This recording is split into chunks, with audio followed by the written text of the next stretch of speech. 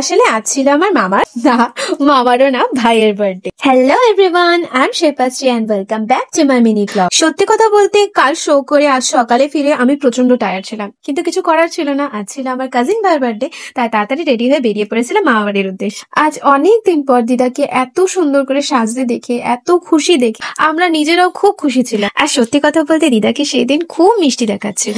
আমার দিদার জন্যই মামা বাড়ির একদম অপোজিটেই হল বুক করেছিল। তো এখানে হচ্ছিল আমার ভাইয়ের বার্থডে সেলিব্রেশন। এই দেখো, যার বার্থডে তাকে কোথাও খুঁজে পাওয়া যাচ্ছে, সে কিনা ওইখানে জাম্প করছে।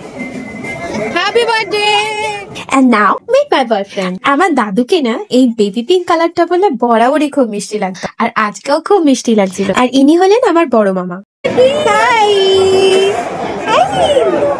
আমি কিন্তু বরাবরই এরকম, কোনো অ্যানিমেল বা বেবিস দেখলে আমি এরকম করবো। ইউ নো, আই লাভ টি। শীত কিংবা গরম, নিজের বাড়ি কিংবা অনুষ্ঠান বাড়ি, চা ছাড়া যাবে না।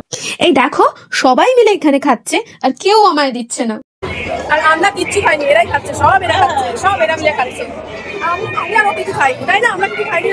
So now it's my turn. আর আমি কিন্তু সবসময় এরকম এনজয় করেই খাবার খেতে খুব ভালোবাসি। আমার বোনের অবস্থা দেখো, খাচ্ছে কিভাবে, আমার ওকে দেখে নিজেরই হাসি পেয়ে যাচ্ছে। ভাই কে খায় এভাবে? আমি ভিডিও বানাচ্ছি, আমার হাসি পাচ্ছে। কোনো ছেলেও কিন্তু আটকালো না, মেয়ে। And you all know how much posy I am. তো এখানে আমি আর আমার বোনেরা মিলে পোজ দিচ্ছিলাম। শুধু কিন্তু আমরা না, পাপাও ওদের অনেক মজা করেছে। ইনি হলেন আমার বড় মামুনি। তো এর মধ্যে আমার মামা দিদাকে নিয়ে চলে এসেছিল, আর দিদা তো এসে এখানে খুশিতে কেঁদেই দিয়েছিল। তো চলো এবার কেক কাটার পালা।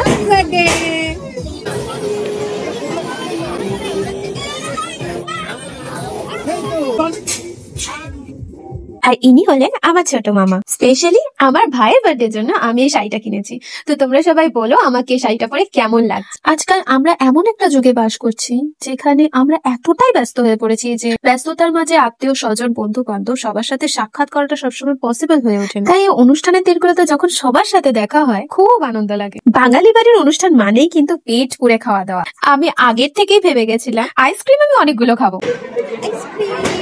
পৃথিবীতে যত খাবার আছে না, সব থেকে ফেভারিট হলো আমার আইসক্রিম। তো নিয়ে চলে এসেছিলাম আমার দ্বিতীয় আইসক্রিম, কিন্তু দুর্ভাগ্যবশত আমি এটা খেতেই পারিনি। খাওয়া শেষে পানটা কিন্তু মাস্ট হ্যাভ। দেখো কিরকম গাল পুড়ে আমি পান খাচ্ছিলাম, এমনিতেই আমার মুখটা পান ভরা মুখের মতো। দেখো আমার ভাইয়ের কাণ্ড কি।